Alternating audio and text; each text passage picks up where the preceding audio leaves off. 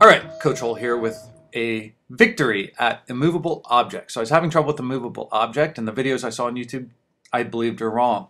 You got one guy with just getting lucky with a ton of archers at the south end, and another guy not getting 100%. So this one's better. Look at the resources I use. I still use a lot of the archers in the south, but you also have to attack that thing from the north so that you don't have to just rely on getting lucky with where they stop. You'll instead draw off some of the fire power from that mortar. All right, so watch the north first. That's the top left. We're gonna go for that wall and go for that mortar, which is devastating to any of those archers we want to deploy. So let's poke a hole down there.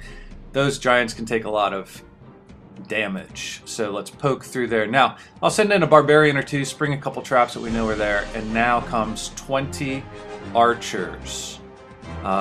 19 archers, I think. So they got annihilated pretty fast. There's just one or two left. But in that brief time that the firepower's been drawn off there towards the giants, you're able to get the archers to just unleash on that air defense so that it's so weakened, and then you just have a couple guys left, a couple archers left, girls.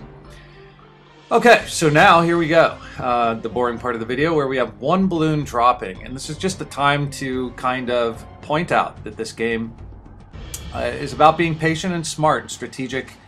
You need to economize. You need to not waste your resources. You need to think about, you don't need more than one balloon guy to do this whole thing, so let's just wait it out. And there's a little collateral damage there. I didn't know you could get that collateral damage, and we were dropping bombs on that cannon, but it also destroyed the gold storage.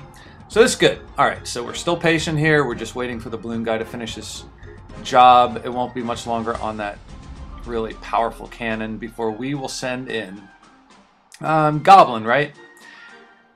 So there goes the Goblin, and he can, I think only one is necessary here. We'll drop in a few barbarians, and I don't even think you had to do this. If you had patience and didn't worry about making a boring video, you could just wait until the balloon does the trick and the one Goblin. Wouldn't even need the one Goblin, I guess, if you really want to go cheap on this. But let's just, for practice purposes, like if you were in an actual match, the clock would be running, and you don't want to waste time. You want to get the 100%. And there goes the barbarians in a trap. So now it is just the balloon guy and the Goblin. So they can take the rest of this thing out. We'll jack up that damage to 100%. Get the 3 stars. This will help you a little bit on collecting stars in your achievements. Eventually picking up a few gems off of that. And you can just see how Immovable Object is definitely something that you can do after you unlock the balloons. You have to unlock the balloons in order to do this. So there's your victory. You get all the resources, you get 100%. And that is the quick tutorial on how to do Immovable Object the right way. Shout out to John Humphreys. Thanks for the intro.